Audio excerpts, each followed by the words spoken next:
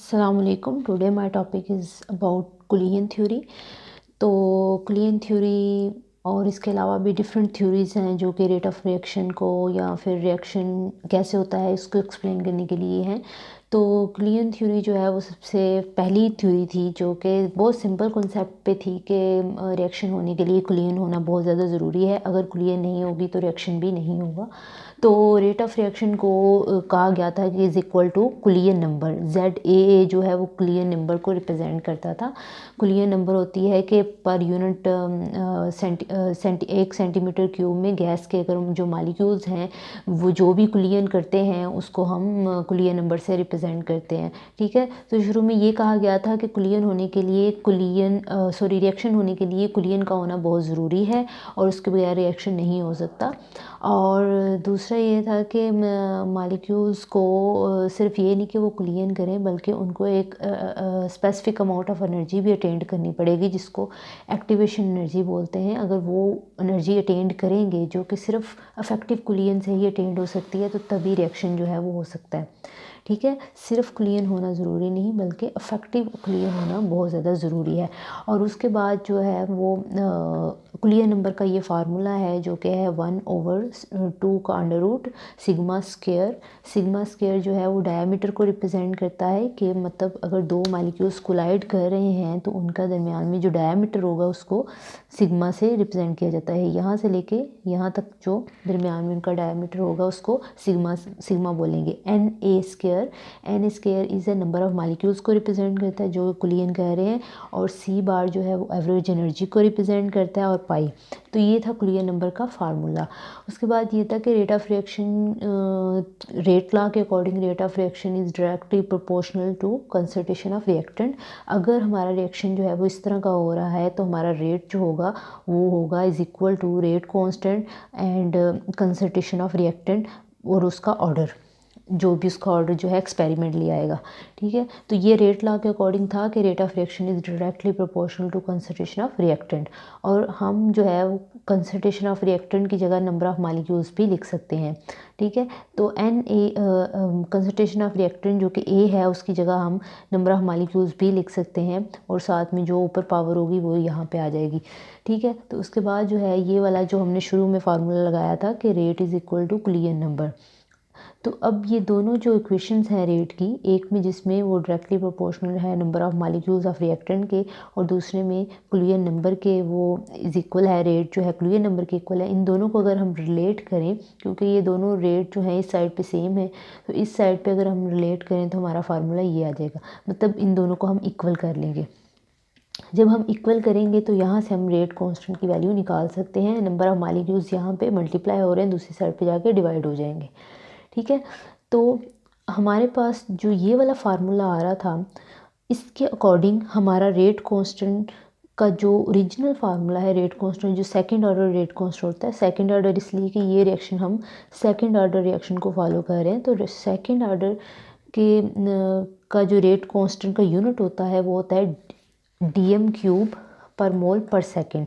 लेकिन इस फार्मूला से DM³ पर मोल पर सेकंड का यूनिट नहीं बन रहा था तो फिर हमने इसमें नंबर ऑफ मोल के लिए हमने इसमें Na का वर्ड यूज़ किया। Na जो है वो नंबर ऑफ मालिक्यूल्स हैं पर मोल कंसंट्रेशन के ऊपर ये नंबर ऑफ मालिक्यूल्स होते हैं।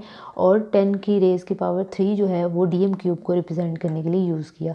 तो ये वाला यूनिट DM³ और पर मोल वाला यूनिट जो है वो इस फार्मूले में इंट्रोड्यूस करवाने के लिए हमने Na एवोगैड्रो नंबर और DM³ के लिए 10⁻³ जो है वो यूज़ किया। तो फिर हमारा ये फार्मूला जो है ये दोनों चीज़ें यूज़ करने के बाद रेट कांस्टेंट का जो यूनिट होगा वो हो जाएगा DM³ पर मोल पर सेकंड।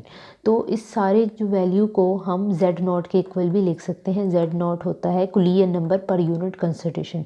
मतलब यूनिट कंसंट्रेशन पे जो स्टैंडर्ड कंसंट्रेशन है उस पे जो कुलियन नंबर होगी उसको हम Z0 बोलेंगे। या फिर इस फार्मूले से रिप्रेजेंट कर लें या फिर इस फार्मूले से रिप्रेजेंट कर लें। और ये टोटल ओवरऑल कुलियन को भी रिप्रेजेंट करता है कि जो हमने रिएक्शन वेसल में जितनी भी कुलियन हो रही है सबकी सबको हम Z0 बोलेंगे, अफेक्टिव और इनफेक्टिव दोनों। उसके बाद अगर हम इस फार्मूले को और ज़्यादा मॉडिफाई करना चाहते हैं तो हम कुलियन नंबर का फार्मूला, ये वाला फार्मूला जो है वो इधर पुट कर देंगे और इसको चेंज करेंगे। ठीक है, तो हम जब हमने फार्मूला जो है वैल्यू ZA की वैल्यू जो है ये यहाँ पे पुट करनी है और नीचे जो है हमारा आ जाएगा NA स्क्वायर हमारा ऐसे ही आ जाएगा और ये ZAA का फार्मूले की वैल्यू है। तो इसमें जो है हमारा यहाँ से NA स्क्वायर जो है वो यहाँ से NA स्क्वायर के साथ कट जाएगा। ZAA की वैल्यू में जो NA स्क्वायर था वो नीचे वाले NA स्क्वायर के साथ कट जाएगा। और ये हमने C बार एवरेज वेलोसिटी का जो फार्मूले की वैल्यू है वो पुट की है। C बार होता है इज इक्वल टू 8RT/πm। ठीक है, तो जब हम ये वैल्यू पुट करेंगे तो फिर हम इस फार्मूले को और ज़्यादा मॉडिफाई कर सकते हैं। अब हम अगर इस फार्मूले को सिंप्लीफाई करना चाहते हैं तो हमें पता है कि √8 कैन बी इक्वल टू, ठीक है, ये इसके √8 जो है वो इसके इक्वल हो सकता है, ये वाला √, इसको हम सिंप्लीफाई करेंगे तो इस √8 को हम इस तरह से भी लिख सकते हैं। फिर इन दोनों का स्क्वायर ले लें, ये स्क्वायर जो है वो √के साथ कट जाएगा तो फिर हमारे पास आएगा 8 विल बी इक्वल टू 2 और इसके साथ √। तो ये वैल्यू जो है इस वैल्यू को इक्वल आ सकती है। ठीक है, तो हम इसकी जगह हम ये वाली वैल्यू पुट कर सकते हैं, जो कि अगर हम करेंगे तो 2 अंदर ही रह जाएगा और यहाँ पे 2 हम बाहर लिख देंगे। तो ये तो हमारा सिंप्लीफाई हो गया। अब ये वाला पाई जो √ वाला पाई है और ये वाला पाई है, अगर इसको हम सिंप्लीफाई करना चाहे तो हम किस तरह करेंगे। 8 √ की जगह हमने ये वैल्यू पुट कर दी है, 2 और 2।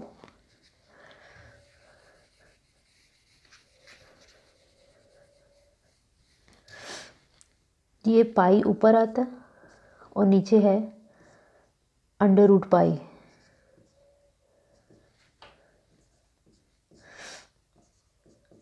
पाई की पावर लिखेंगे हाफ। अब पाई को हम, ये पावर जो है नीचे प्लस से ऊपर जाके माइनस हो जाएगी, क्योंकि बेस सेम है तो फिर हम पावर जो है उनको माइनस कर लेंगे। ये आएगा इज इक्वल टू 1 और इसको हम ऐसे भी लिख सकते हैं। ठीक है, तो ये जो सोल्यूशन है इसका पाई √π का जो सोल्यूशन है वो आएगा √π। ठीक है,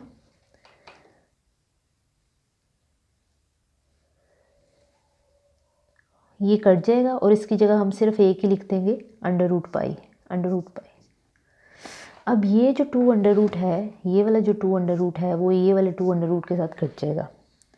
तो हमारे पास जो बाकी फार्मूला आएगा इन सारे चेंजेस करने के बाद वो ये वाला फार्मूला आएगा, जो कि मैं वहाँ पे लिखने जा रही हूँ। हमारे पास सारे चेंजेस करने के बाद ये वाला फार्मूला है जो मैंने बताया है अभी कि वो किस तरह से आएगा।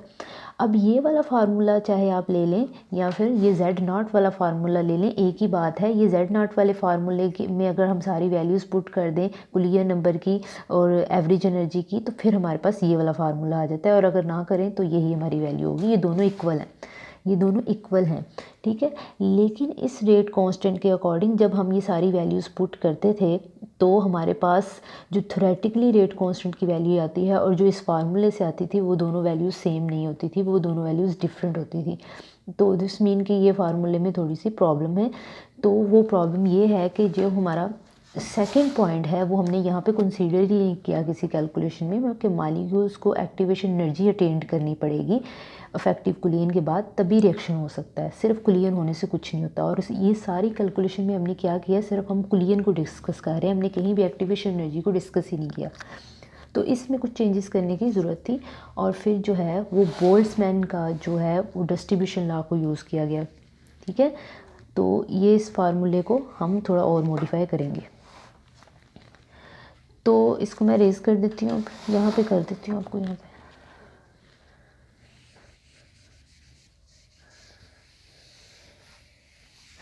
तो Boltzmann distribution law of velocities भी है, Boltzmann distribution law of energies भी है। ये दोनों की डेरिवेशंस और इसका जो कॉन्सेप्ट और ग्राफ है दोनों लेक्चर मैंने अपलोड कर दी हुए हैं, अगर आप देखना चाहते हैं तो आप देख सकते हैं। तो बोल्ट्जमैन ने जो फार्मूला दिया था, बोल्ट्जमैन का फार्मूला था कि n star is equal to n exponent minus activation energy over RT। तो n स्टार थे एक्टिवेटेड मॉलिक्यूल्स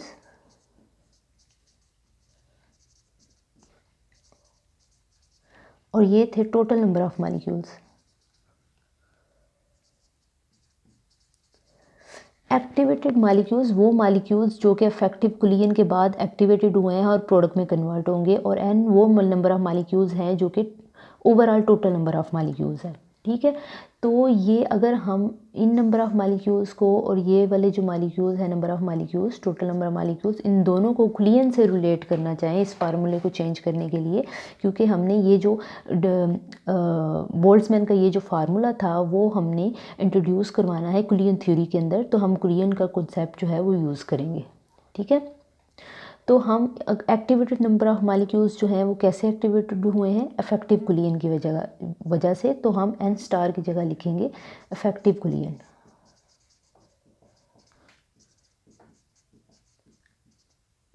और टोटल नंबर ऑफ मॉलिक्यूल्स की जगह हम लिखेंगे Z0 collision number at unit concentration. मैंने ऑलरेडी बताया कि Z0 वो कुलियन होती है जो कि सारी टोटल ओवरऑल कुलियन को रिप्रेजेंट करती है, जिसमें इफेक्टिव और इनफेक्टिव दोनों कुलियन आ जाती हैं। ठीक है, तो टोटल नंबर ऑफ मॉलिक्यूल्स के लिए टोटल कुलियन नंबर ही हम यूज़ करेंगे, और एक्टिवेटेड मॉलिक्यूल्स के लिए इफेक्टिव कुलियन यूज़ करेंगे। तो इन दोनों वर्ड्स को n स्टार को और n को हमने कुलियंस के साथ रिप्लेस कर दिया ताकि हम कुलियन थ्योरी के अंदर इसको लगा सकें, इसके कुलियन थ्योरी के अकॉर्डिंग मॉडिफाई कर सकें। तो हमें पता है कि हमारा जो रेट ऑफ रिएक्शन है वो सिर्फ कुलियन की वजह से नहीं होता बल्कि इफेक्टिव कुलियन की वजह से होता है। तो हम इफेक्टिव कुलियन की जगह रेट कांस्टेंट भी लिख सकते हैं, क्योंकि रेट कांस्टेंट जो है वो डायरेक्टली रिलेटेड है रेट ऑफ रिएक्शन से। तो रेट ऑफ रिएक्शन जो है वो इफेक्टिव कुलियन की वजह से कम और ज़्यादा होगा। तो हम इफेक्टिव कुलियन की जगह लिखेंगे K Z0।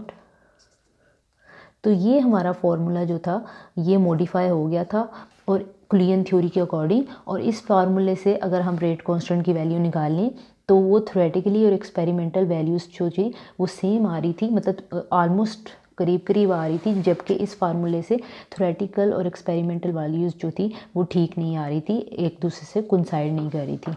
लेकिन ये फार्मूला भी सिर्फ सिंपल मॉलिक्यूल्स के रेट कांस्टेंट को कैलकुलेट करने के लिए यूज़ होता था, कम्प्लेक्स मॉलिक्यूल्स में ये फार्मूला भी फेल हो जाता था। तो क्या वजह है कि कम्प्लेक्स मॉलिक्यूल्स में ये फार्मूला फेल हो जाता है, और उसकी रीज़न है ओरिएंटेशन। कम्प्लेक्स मॉलिक्यूल्स में ये बहुत ज़रूरी होता था इफेक्टिव कुलियन के लिए कि मॉलिक्यूल्स इस तरह ही ओरिएंट हैं कि वो कुलियन के बाद प्रोडक्ट बना सकें। कम्प्लेक्स मॉलिक्यूल्स में अगर इस तरह का मॉलिक्यूल है कोई, एक रिएक्टेंट है A और दूसरा रिएक्टेंट कम्प्लेक्स है जो कि इतना बड़ा है, और हमने प्रोडक्ट जो है वो बनानी है AD, और इसके सामने जो है A के सामने जो ओरिएंट कर रहा है मॉलिक्यूल की जो साइड ओरिएंट कर रही है वो है AB, तो ज़्यादा चांसेस है कि AB प्रोडक्ट बने, AD प्रोडक्ट बनने के चांसेस बहुत कम होंगे। तो कम्प्लेक्स मॉलिक्यूल्स के केस में यही होता था कि जो रेट कांस्टेंट की वैल्यू थी वो लो आती थी, क्योंकि प्रोडक्ट जो हम बनाना चाह रहे वही कम बनती थी, उसके अलावा और प्रोडक्ट ज़्यादा बनती थी। अगर ओरिएंटेशन इस तरह से होती, एक रिएक्टेंट ये है दूसरा रिएक्टेंट, तो फिर हमारे AD बनने के चांसेस ठीक थे। तो प्रॉपर ओरिएंटेशन होना रेट कांस्टेंट सही होने के लिए ज़रूरी है कि प्रॉपर ओरिएंटेशन हो, फिर उतनी ही प्रोडक्ट बनेगी, और रेट कांस्टेंट की वैल्यू भी जितनी हम थ्योरेटिकली एज्यूम कर रहे हैं प्रैक्टिकल वैल्यूज़ पुट करने के बाद भी उतनी ही आएगी, जो कि इस फार्मूले से नहीं आ रही थी, क्योंकि इस फार्मूले में हमने ओरिएंटेशन का कॉन्सेप्ट जो है वो इंट्रोड्यूस ही नहीं करवाया। तो फिर कुलियन थ्योरी को और ज़्यादा मॉडिफाई किया गया, कुलियन थ्योरी में प्रोबेबिलिटी फैक्टर को इंट्रोड्यूस करवाया गया। प्रोबेबिलिटी फैक्टर मतलब क्या पॉसिबिलिटी है कि रिएक्शन होगा या नहीं होगा कम्प्लेक्स मॉलिक्यूल्स में या फिर स्मॉल मॉलिक्यूल्स, दोनों के लिए प्रोबेबिलिटी चेक की जाती थी। K is equal to P probability factor Z0। तो उस फार्मूले में P इंट्रोड्यूस करवा दिया गया।